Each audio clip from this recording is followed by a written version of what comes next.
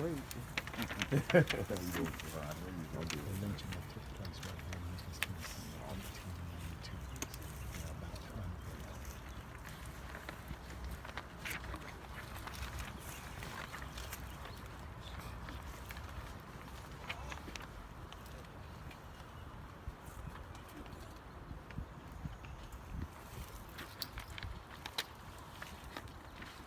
Sorry about that.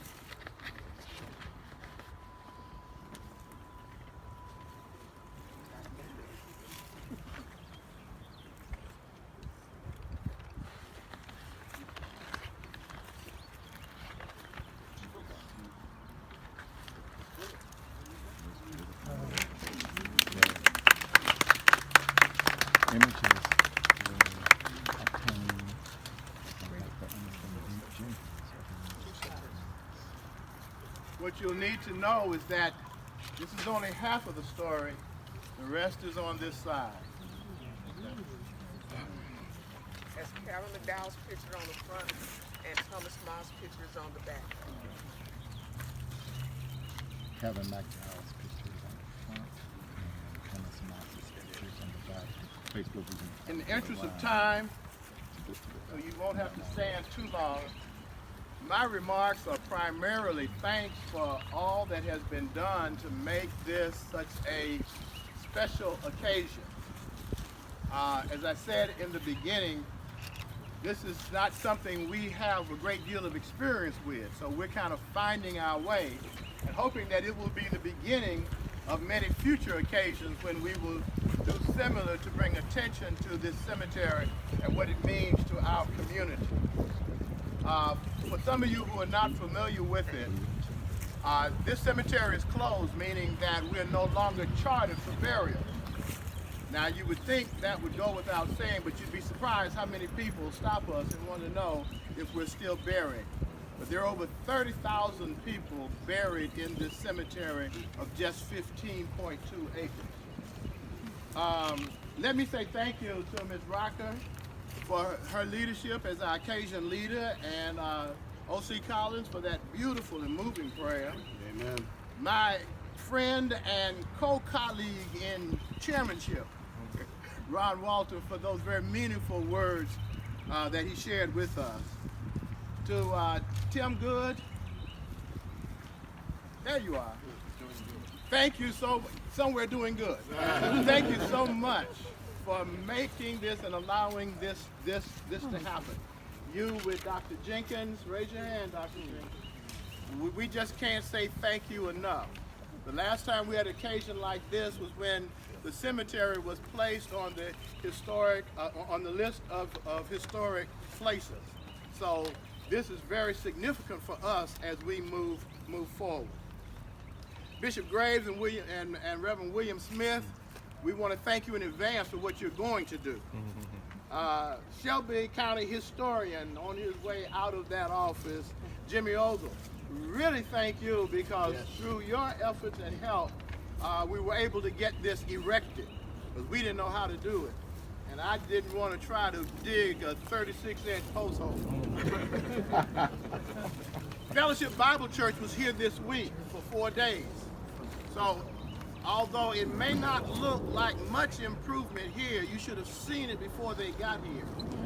All of the wintering of fallen trees and branches, much of that was cleaned up through their efforts, placed on the curb, and we want to thank the city of Memphis because even though we don't pay taxes because they don't send bills to those interred here, they will come and pick up that debris for us, and we're appreciative of that.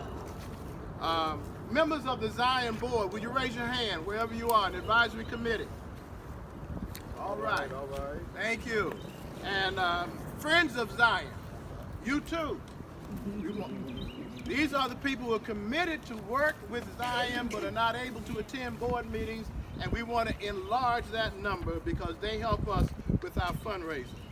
One person we did wish could be here today, Professor Chris McVeigh from Kent State. In your program, you see some before and after pictures of the cemetery.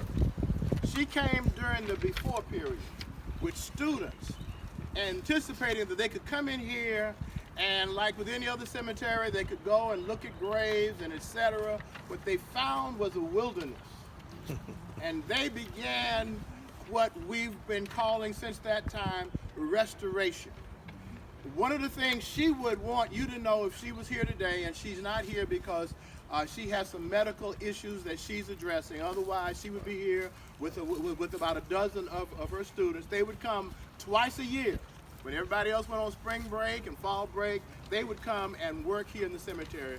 But she would want you to know that as overgrown as this cemetery was, and as we began working and clearing, her students were so overjoyed that in 2004, working through all the debris, they found this grave of Thomas Moss. So in her absence, and the Kent State students, would you just give a round of applause for that particular lady? I want to thank First Vice Chair Attorney Williams and Treasurer Arthur Shelton and the Ministry to Men and Laity Group for helping us with our traffic and our parking and security. Tyrone Easley is here. Where are you? Right behind me. Okay, he's our official photographer. Before the benediction, we're going to take a few stage photos. After the benediction, those of you who might want to take a photo with the monument, you can certainly arrange with him to do that. His contact information is in the program.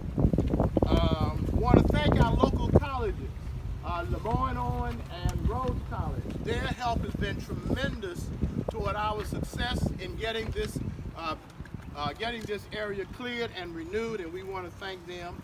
Our newest friend, Steve McManus, where are you? First Tennessee Bank. Thank you so much for being here.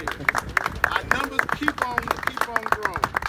I saw Dr. Eddie Jumper somewhere, the new president of the CME Ministers Alliance, and we're trying to work through him to get volunteer groups through the CME Ministers Alliance, those churches, to join and assist other groups with our clearing efforts.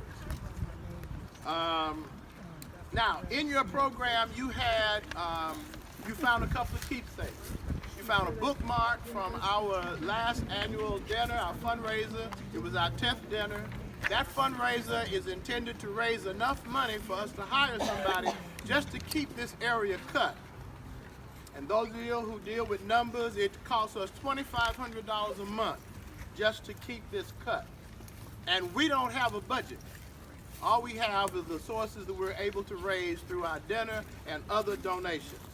But we want to acknowledge that that keepsake is there for you to use as a bookmark, that you can continue to be reminded of us. And if you're reminded a little further, there's an envelope that is already addressed. That if you find an extra $1 or $2 that's not already committed, you can certainly send that to us, and we'll be greatly appreciative to receive your gift. I had to put that in there. That was the commercial. So again, thank you for coming out.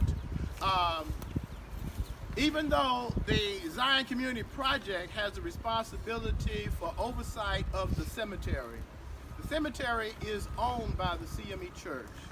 And the CME Church has leased it to the Zion Community Project. And so there is a relationship between the project and this one particular church, although we acknowledge that we have support of many different churches within our community. So it's my pleasure to present to you the retired senior bishop of the CME Church, who resides here in Memphis, who was active when I came and we first started this renaissance, retired Bishop William H. Graves, Sr. Would you receive him with applause? Thank you very much. After the death of her husband, George Christian, Mrs. Eva Christian,